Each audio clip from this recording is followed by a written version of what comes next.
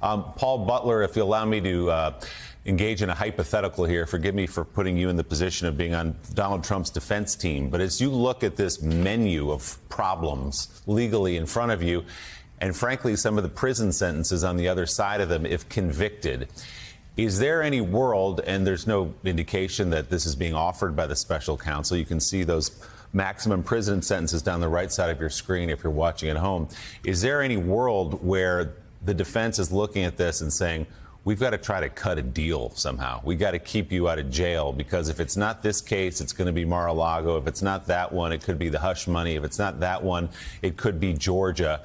Would you be looking to cut a deal if you were Donald Trump's defense team?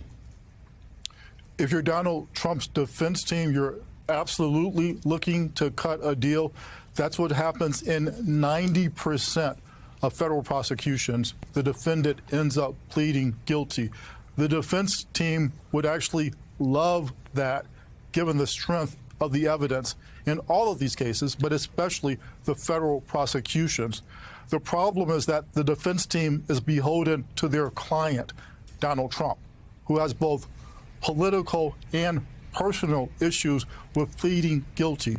But at the end of the day, if he does not want to go to prison, his best choice is to try to work out a deal with Jack Smith that consolidates both of these cases in a guilty plea that either results in no prison time, which would be a tough call for Jack Smith, but he might be willing to make it, or little prison time. We know that Judge Chutkan, if she gets to sentence Donald Trump, she is likely to throw the book at him based on her experience in other January 6 cases. Of the 24 judges in the D.C. District Court who have had January 6 related cases, Judge Chutkan is the toughest sentencer. And in fact, John, this is a judge who's given sentences more than prosecutors have requested in some of these January 6 cases. And we should underline the fact that special counsel Jack Smith in that office has given no indication there's a deal on the table, just a hypothetical that Trump's team may want to seek one, given what's ahead of them. Yeah, and to this point, at least publicly, Trump's team has also said they don't want a deal. Yeah. Trump has said he will continue his campaign. He's posting on Truth Social this morning, thanking everyone and telling them he loves them all. We're not sure why. Bob Woodward, appropriately, we want to give you the final word right now. In this singular American moment, where do you think we go from here? Well, I think there actually is some optimism in all of this, and it's a very important theme line. And that is, we talk about being in the post-truth era, where facts don't matter. And as we know, the old way, facts did matter, and there are roughly 4 standards in establishing facts. Do you have witnesses? Do you have participants? Do you have contemporaneous notes? Do you have documents? Look at this indictment. What underlies every element of it, every fact? A first-hand witness, a participant, some sort of contemporaneous notes or documents. Here's the coup memo that John Eastman wrote.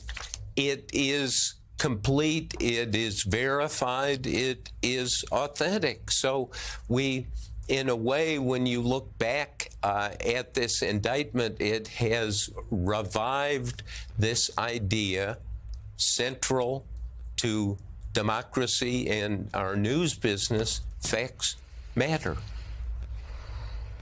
Bob Woodward, Joyce Vance, Michael Schmidt, Paul Butler, and Charlie Sykes. Thank you all very much for coming on this morning. That is really such an important point from Bob.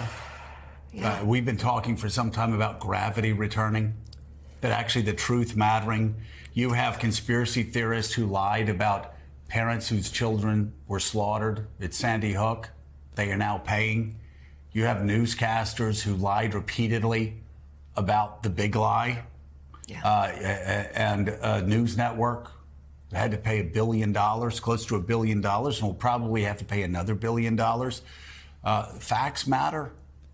And we've been going through this journey over the past several years where we've just seen people lie repeatedly and never thought there was a consequence to it. We have seen time and again over the past 6 months, the laws of gravity are returning to this society, to this republic.